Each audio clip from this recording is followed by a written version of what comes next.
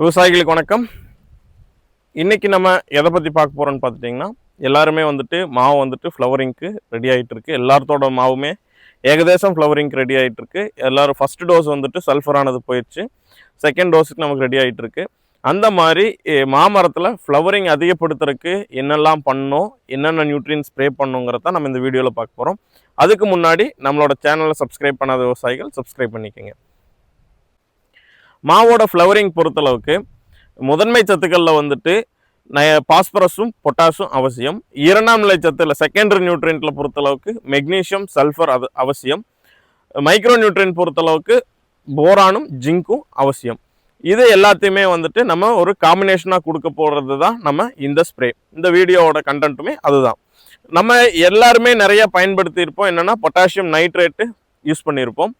அந்த potassium nitrate மட்டும் இல்லாமல் ஃப்ளவரிங், மாங்காவோட ஃப்ளவரிங்க்கு மெக்னீஷியம் ஆனது அதிகமான தேவைப்படுது. எதனால் மெக்னீஷியம் தேவைப்படுதுன்னா, ஃபீமேல் ஃப்ளவர்ஸ் அதிகப்படுத்தி கொடுத்து அந்த மகரந்த சேர்க்கைக்காக மகரந்த தூள்களையும் மகரந்த சூழ்களையும் நல்லாவே ரெடி பண்ணி கொடுக்கும். அப்படியே கெட்டி ஆகும்போது ஃப்ளவரிங் நல்லா எடுக்கிற ஃப்ளவரிங் நல்லாவே ஃப்ரூட் செட்டிங்காக கன்வெர்ட் ஆகி கொடுக்கும். ஜிங்கை பொறுத்தளவுக்கு ஆக்சின் சிந்தசிஸ்ன்னு சொல்லுவாங்க. அந்த ஆக்சினை ஃப்ளவரிங் ஹார்மோனை நல்லாவே தூண்டி விடும். போரானுமே நம்ம அந்த எடுத்த ஃப்ளவரிங்கை நல்லாவே போலன்லாம் நல்லா கெட்டிப்படுத்தி கொடுக்கும்.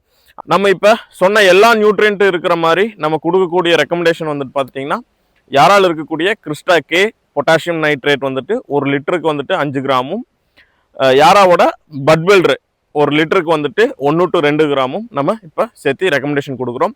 இது சேர்த்து ஸ்ப்ரே பண்ணும்போது நமக்கு என்ன ஒரு பெனிஃபிட் கிடைக்கும்னா, ஈவனாக ஃப்ளவரிங் ஆனது நல்லாவே கிடைக்கும். ஃப்ளவர் இன்ட்டு ஃப்ரூட் செட்டுமே ரொம்ப நல்லாயிருக்கும். இது போல் மேலும் பல தகவல்களுக்கு புதிய விவசாயம் யூடியூப் சேனலை ஃபாலோ பண்ணுங்கள். இதை லீஸுக்கு பிடிச்சிருக்கக்கூடிய உங்களோட ஃப்ரெண்ட்ஸு அண்ட் ஃபேமிலிக்கு ஷேர் பண்ணுங்கள்.